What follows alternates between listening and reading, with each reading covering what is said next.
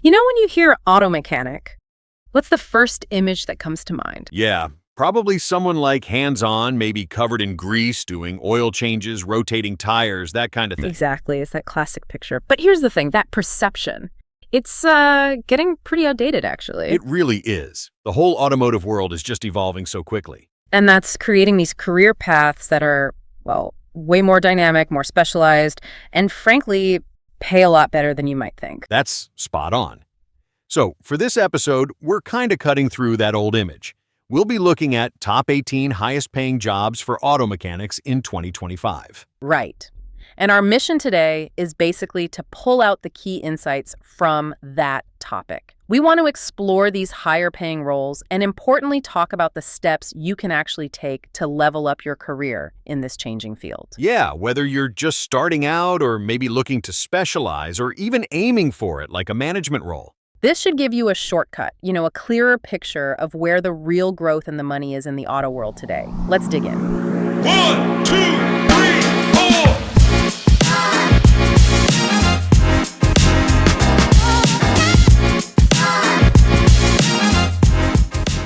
Welcome to ShopTalk, the podcast where auto repair pros get real insights to grow smarter, run smoother, and boost profits. Okay, so the big picture here is this.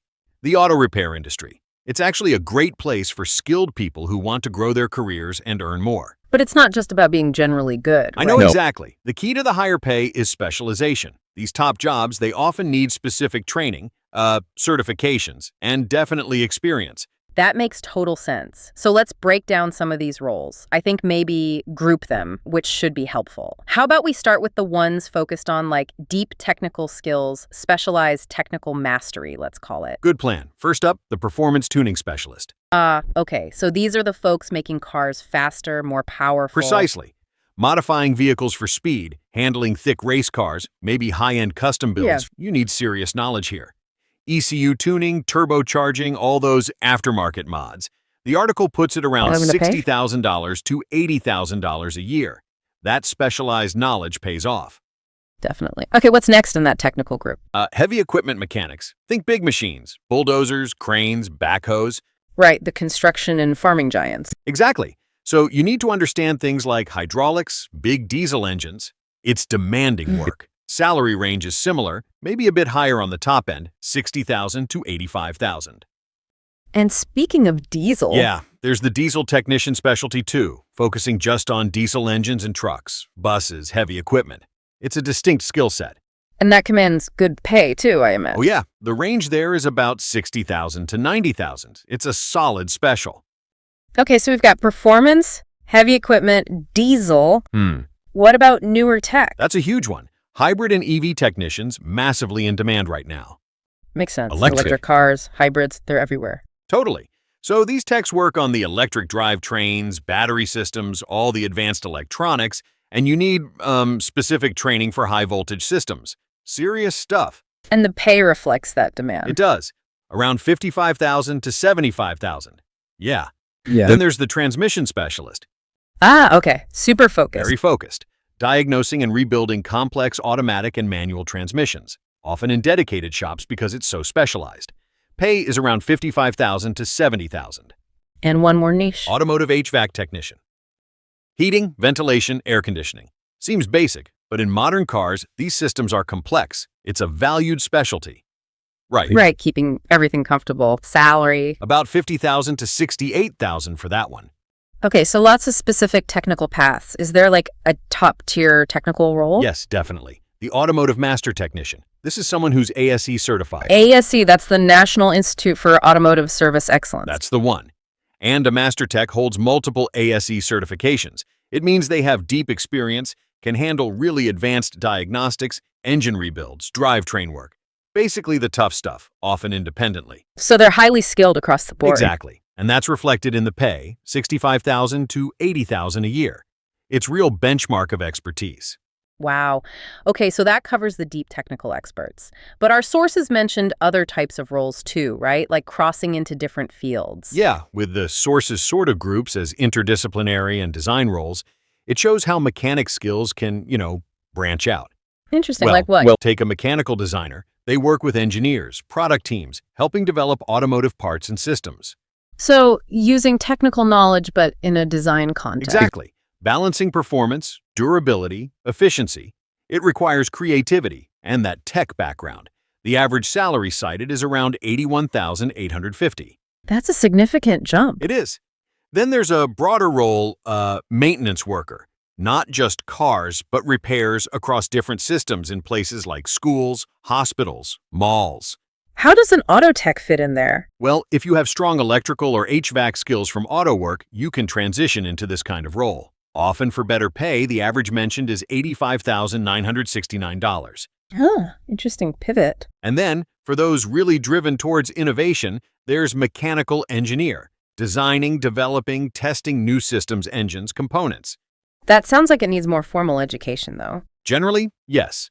An engineering degree, strong physics background, but it's a potential path for techs looking to get into R&D, and the pay reflects that around $98,860. Okay, so there are paths that blend technical skills with design or Even broader engineering. maintenance. What about moving up into leadership? Absolutely. There's a whole category for leadership and management positions. Like training others? Yep. The automotive technical trainer, educating the next generation, maybe for a manufacturer, a big dealership, or a technical school. What does that take? Besides knowing your stuff, I mean. Good question. Strong communication skills are key. Plus, usually an ASE master certification and often OEM credentials that's training directly from Ford, Toyota, whoever. And the pay? Around $70,000 to $90,000. Then you have the collision repair manager, So running a body shop. essentially overseeing operations, estimates, timelines, insurance stuff, managing the text. That's about $65,000 to $85,000, Okay, still managing people and processes? right? And then there's the shop foreman or lead technician.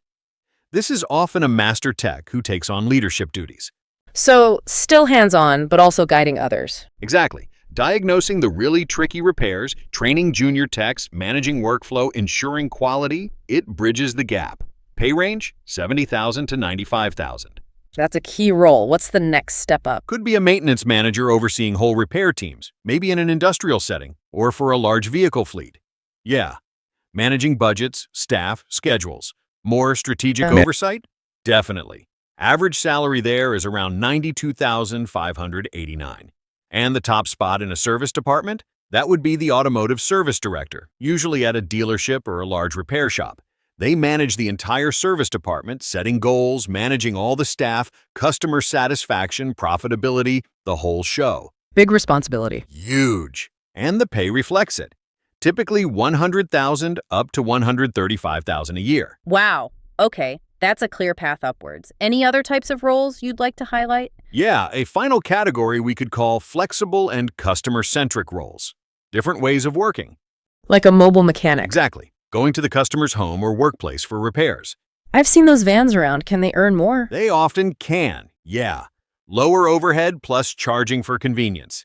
Depends if they're self-employed or work for a company, but typical earnings are $50,000 to $70,000. Interesting. What else falls into this group? Fleet mechanic. This is about stability. You're maintaining a whole fleet of vehicles for a company, delivery service, maybe a city government. So regular hours, consistent work. Generally, yes.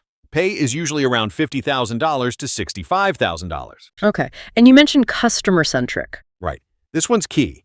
The service advisor, they aren't actually doing the repairs. Ah, the person you talk to at the service desk. Exactly. They're the crucial link between the customer and the technician, explaining the work, writing estimates, recommending services. So communication skills are vital. Absolutely. And often they earn commission on sales, which can really boost their income. The range is $65,000 to $80,000, sometimes more with bonuses. So even if you're not turning wrenches, there are well-paying roles connected to the service process. Definitely. This whole overview just shows how diverse the opportunities really are. But the big question for listeners is probably, how do you get into these better-paying jobs? Right. That's the key takeaway we need. What are the actionable steps? Okay, so the source lays out 10 practical things you can do. First one, we've touched on it, earn ASE certifications. Especially the Master Tech one, right? Yes, it's like a baseline credential for many higher-paying roles. It just proves your expertise in a standardized way, makes you much more marketable. Okay, step 1, certifications. What's 2? Specialize in a niche. We saw how roles like transmission tech, EV tech, diesel tech, they command higher pay. Why? Because fewer people can do it. Supply and demand. Exactly. Deep expertise in a complex area is valuable, so pick a specialty and become an expert. Makes sense. Third step. Get manufacturer training, certifications directly from Ford, BMW, Toyota, etc. Dealerships love this Why is that so valued? because you know their specific systems, their diagnostic tools. It often leads to extra pay or specialized roles within the dealership. Okay, ASE certs, specialized manufacturer training. Number 4. Develop leadership skills. If you want those supervisor roles, foreman, service director, you need more than just tech skills. Right, the soft skills. Communication. Communication, time management, leading a team, resolving conflicts, Yeah. all crucial as you move up. Okay, what's number 5? Stay current with technology. This is huge. Cars are basically rolling computers now. So constantly learning new software diagnostic tools. Yes, and understanding the electrical systems, especially with EVs and hybrids taking off, you have to keep learning to stay relevant. Absolutely critical. Number 6. Work in a high-demand location. Sounds simple, but some areas just have more need for experienced mechanics. So research where the shortages are. Yeah, those places often have to offer better pay to attract talent. Relocating could be a strategic move for some. Interesting point. Number 7. Build a reputation for quality, good reviews, repeat customers, trust from your employer. That makes you more valuable. Totally. It increases your chances for promotion, better assignments, and yes, better pay. Reputation is currency. True, in any service job. Okay, number 8. Be open to mobile work or freelancing. We mentioned the mobile mechanic role. Right, flexibility and potentially higher hourly rates. For experienced, self-motivated people, definitely. Lower overheads, convenience pricing, it can work out well. Good option for some. Number 9. This one's important. Negotiate your pay. Asking for what you're worth. Yes, don't be afraid to do it. Use your certifications, your performance record, customer feedback as evidence. Advocate for yourself confidently. Crucial advice. And the last one, number 10. Join professional networks. Get involved in online forums, LinkedIn groups, or local tech groups. Why is that helpful? You find out about opportunities that aren't on job boards. You learn from others. You see different career paths people have taken. It broadens your perspective. Okay, certifications, specializing, training, leadership, tech updates, location, reputation, flexibility, negotiation, and networking. That's a solid list. It really is. And it's not just a checklist, you know? It's more like a roadmap. It shows that strategic career development is possible. It takes effort, learning, specializing, developing those people skills. So wrapping this up, the main takeaway feels pretty clear. The auto repair world is way bigger than just the traditional mechanic role. Much bigger. There's a real structured career path here with serious earning potential. If you're willing to put in the work, specialize, maybe lead, there's a lot of room to grow, whether you're just starting or you've been doing this for years. Yeah, definitely. Which kind of leads us to our final thought. A question for you, the listener, to chew on.